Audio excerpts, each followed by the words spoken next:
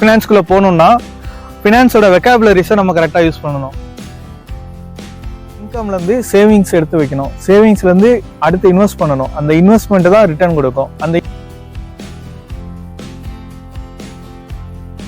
50 வருஷத்துக்கு முன்னாடி இருந்த முதலீடு திட்டங்கள் இன்னைக்கு வந்து ஒரு 20 வருஷமா ஷேர் மார்க்கெட்ல நல்ல ரிட்டர்ன் கிடைக்கிது. ஓகேங்களா, அதை வச்சுட்டு நம்ம இன்னைக்கு ஷேர் மார்க்கெட்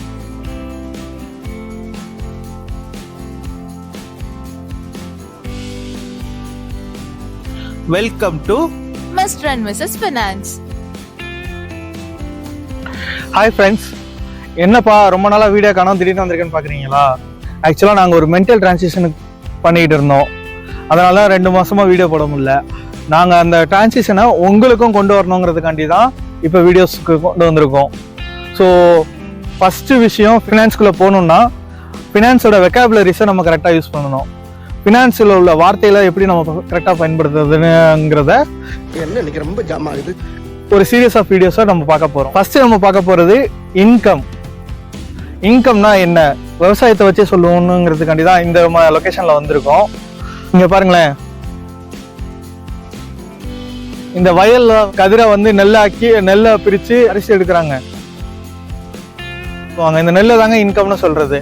ஓகேங்களா, அப்போ ஒரு ஏக்கர் சப்போஸ் பயிர் போட்டிருக்காங்கன்னா அதில் வந்து இன்கம் மொத்த நெல்லையுமே விவசாயிங்க வந்து பயன்படுத்த மாட்டாங்க, கொஞ்சத்தை எடுத்து தனியாக வைப்பாங்க. அதுக்கு பேர் தான் சேவிங்ஸ். சேவிங்ஸுங்கிறது விதை நெல்லை எடுத்து தனியாக வைப்பாங்களே, அதுதாங்க சேவிங்ஸ். விதை நெல்லை ஏன் எடுத்து வைக்கிறாங்க, அது அடுத்த தடவை பயிர் பண்ணுறதுக்காக எடுத்து வைக்கிறாங்க. அடுத்த தடவை அதை பயிர் பண்ணும் போது சேவிங்ஸ் வந்து இன்வெஸ்ட்மெண்ட்டாக மாறும். அந்த இன்வெஸ்ட்மெண்ட் வந்து நெக்ஸ்ட் நல்ல ரிட்டர்ன் கொடுக்கும். இதுதாங்க ஃபினான்ஷியல் வெக்காபுலரிஸ். இந்த வயல்ல 1 ஏக்கர்ல அதிக மகசூல் வர்றதுக்கு என்னென்னங்க தேவை? தரமான விதை தேவை, விதை நெல் தரமா இருக்கணும், இருக்கிற இடம் மண் தரமா இருக்கணும், சரியான அளவுல தண்ணி வேணும், வானிலை சரியான அளவு இருக்கணும். ஏன்னா நம்ம ரீசெண்டா பார்த்தோம், நல்லா விளைஞ்ச வயல்கள் ஃபுல்லா வெள்ளத்துல அடிச்சுட்டு போச்சு. இந்த மாதிரி பல காரணங்களால தான் நமக்கு வந்து 1 ஏக்கர்ல மகசூல் வந்து அதிகமாக கிடைக்கும். இது மாதிரி தாங்க நம்ம ஃபினான்ஷியல் ஜர்னல்லையும் பல விஷயங்கள் இருக்கு. பல சின்ன சின்ன விஷயங்கள் சரியா இருந்தால் தான் நமக்கு நல்ல ரிட்டர்ன் கிடைக்கும். நம்ம முன்ன பார்த்த மாதிரி நம்மளோட இன்கம்ல இருந்து சேவிங்ஸ் எடுத்து வைக்கணும், சேவிங்ஸ்ல இருந்து அடுத்து இன்வெஸ்ட் பண்ணணும். அந்த இன்வெஸ்ட்மெண்ட் தான் ரிட்டர்ன் கொடுக்கும். அந்த இன்வெஸ்ட்மெண்ட் எப்படி பெருசா ரிட்டர்ன் கொடுக்கும்னா அதுக்கு மெயினான 3 விஷயம் இருக்கு. ஒன்று வந்து இன்வெஸ்ட் அமௌண்ட், நம்ம எவ்வளவு இன்வெஸ்ட் பண்றோங்கிறது ரொம்ப முக்கியம். 2வது இன்வெஸ்ட்மெண்ட் ஹாரேஸான்னு சொல்லுவாங்க, அதாவது எவ்வளவு காலத்துக்கு நம்ம முதலீடு பண்றோங்கிறது. 3வது ரொம்ப முக்கியமான விஷயம், ஒரு முதலீடு எவ்வளவு சதவீதத்துல வளர்ச்சி அடையுதுங்கிறது, growth ரேட்னு சொல்லுவாங்க. இது 3 எங்க வந்து பேலன்ஸ்டா வருதோ அந்த இடத்துல மேக்சிமம் ரிட்டர்ன் கிடைக்குங்க. நம்ம அந்த காலத்துல விவசாயத்தை வந்து ஏறு உற்பத்தி பண்ணாங்க, மாடு வச்சு ஏறு கட்டி பண்ணாங்க. இன்னைக்கு வந்து டிராக்டர் கட்டி பண்றாங்க. டிராக்டர் கட்டி பண்ணும் போது விவசாயிகளுக்கு வந்து கொஞ்சம் வேலை பளு குறையுது.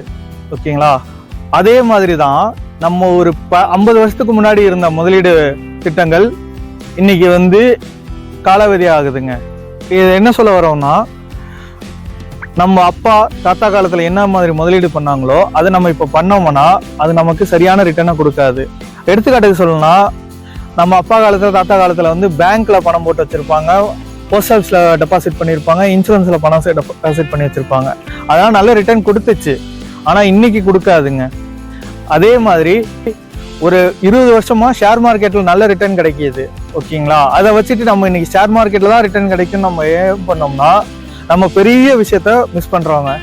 என்ன பெரிய விஷயத்த மிஸ் பண்றோம்னா, இன்னைக்கு டிஜிட்டல் ஏரால யார் வேணாலும் எப்ப வேணாலும் எவ்வளவு வேணாலும் பணம் சம்பாதிக்கலாங்க. இப்போ வீடியோ கண்டென்ட் நாங்க ஷூட் பண்றோம்ல, இந்த ஷூட்டை நீங்க ஒரு 100 பேர் பாக்குறீங்கன்னா எங்களுக்கு வந்து நாங்க போடுற எஃபர்ட்டுக்கு ரிட்டர்ன் வந்து 100 கிடைக்குது. அதுவே 1000 பேர் பாக்குறீங்கன்னா 10x ஆகுதுங்க. இது மாதிரி இன்னைக்கு இருக்க பொருளாதார சூழல்ல நம்ம வந்து பணம் சம்பாதிக்கிறதுக்கு 1000 வழி இருக்கு, முதலீடு பண்றதுக்கு 1000 வழி இருக்கு. அது என்னென்னங்கிறத கண்டினியூஸா சீரியஸ் ஆஃப் வீடியோஸ்ல நம்ம பார்க்கலாங்க. அதை பார்த்துட்டு டிசைட் பண்ணுங்க.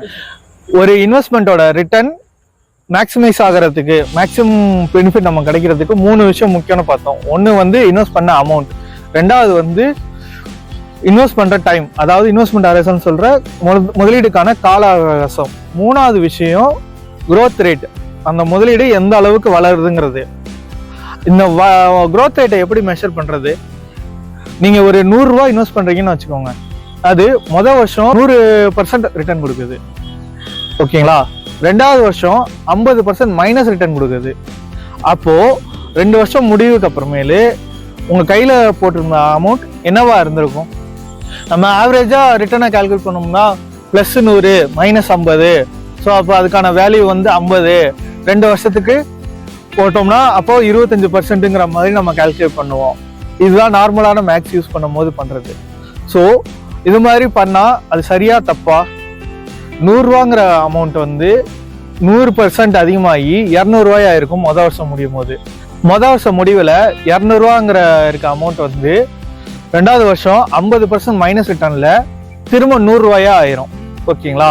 அப்போ இந்த முதலீடுல நமக்கு வந்து 2 வருஷம் கழிச்சு ரிட்டர்ன் எதுவுமே கிடைக்கல, 0 ரிட்டர்ன் தான், 0% தான் ரிட்டர்ன் ஆயிருக்கு.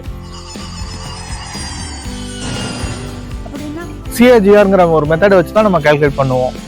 CAGRனா என்னன்னா காம்பவுண்டட் ஆனுவல் growth ரேட். அதாவது ஒரு வேல்யூ ஒரு குறிப்பிட்ட காலத்துல டபுள் ஆகுது இல்ல ட்ரிபிள் ஆகுது அப்படின்னா, இன்னொரு வேல்யூ ஆகுதுன்னா, அப்ப இந்த 2 வேல்யூக்கான இது வந்து டிஃபரன்ஸ் வந்து எத்தனை வருஷம் முதலீடு ஆயிருக்கோ அதுல இருந்து பர்சன்டேஜ் கண்டுபிடிக்கிற மெத்தட் தான் CAGRன்னு சொல்லுவாங்க.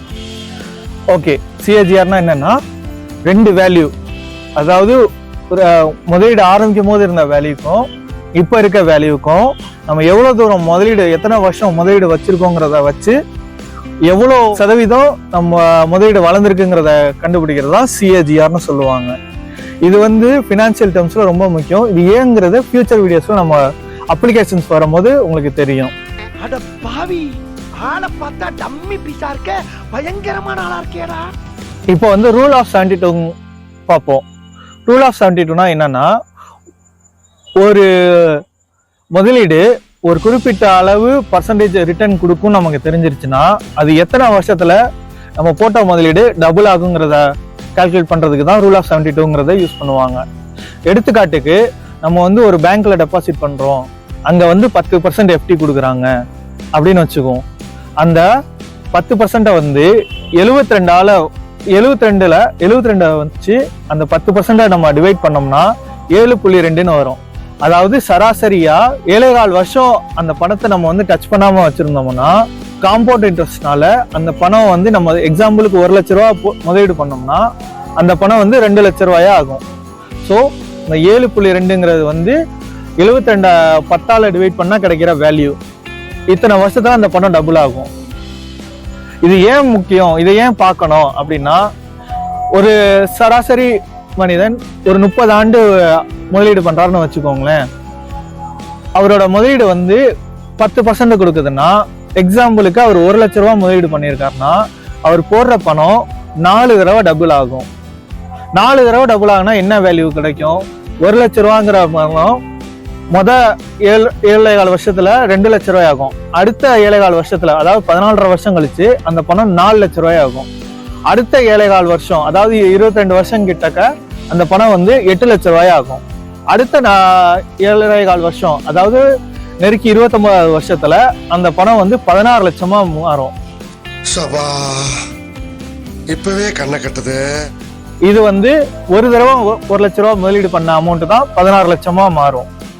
இதே மாதிரிதான் SIP பண்றோம், அதாவது சிஸ்டமேட்டிக் இன்வெஸ்ட்மெண்ட் பிளான், அதை நம்ம பண்ண ஆரம்பிக்கிறோம் அப்படின்னா, நம்ம முதல்ல போடுற பணம் 30 வருஷம் கழிச்சு இந்த மாதிரி 16 மடங்கோ இல்ல அதுக்கு மேலேயோ வளர்றதுக்கான வாய்ப்பு அதிகமா இருக்கு. இதனாலதான் இன்வெஸ்ட்மெண்ட் எப்பயுமே சீக்கிரமா ஆரம்பிக்கணும்னு சொல்லுவாங்க. ஹாய் ஃப்ரெண்ட்ஸ், வீடியோ பார்த்தீங்களா? ஹோப் உங்களுக்கு பிடிச்சிருக்குன்னு நினைக்கிறேன். நாங்கள் ஒரு மென்டல் டிரான்சிஷன்ல பண்ணிட்டு இருக்கோம்னு சொன்னோம். அது என்னன்னா, ஃபினான்ஸ் மட்டும் லைஃப்ல முக்கியம் இல்லை, ஹெல்த்தும் முக்கியம், ரிலேஷன்ஷிப்பும் முக்கியம். ஃபினான்ஸ் அப்போதான் அதை என்ஜாய் பண்ண முடியும். உங்ககிட்ட ஹெல்த் இல்லாமல் உங்கள் கையில் எவ்வளோ பணம் இருந்தாலும் அது வந்து நீங்கள் பயன்படுத்த முடியாது. அதே மாதிரி நல்ல ரிலேஷன்ஷிப் இல்லைன்னா ஒரு நல்ல லைஃப்பை உங்களால் லீட் பண்ண முடியாது.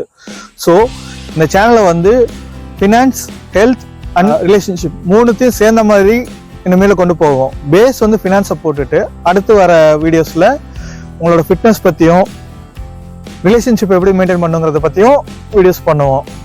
Thank you all. இந்த வீடியோ உங்களுக்கு பிடிச்சிருந்தா லைக் போட்டுருங்க. மறக்காம நம்ம சேனலை சப்ஸ்கிரைப் பண்ணிக்கோங்க. அடுத்து மில்லியனர் ஆக போகிற உங்க ஃப்ரெண்ட்ஸ் அண்ட் ஃபேமிலிக்கு இந்த வீடியோவை ஷேர் பண்ணுங்க. அடுத்த வீடியோல பார்ப்போம். Tata, bye bye.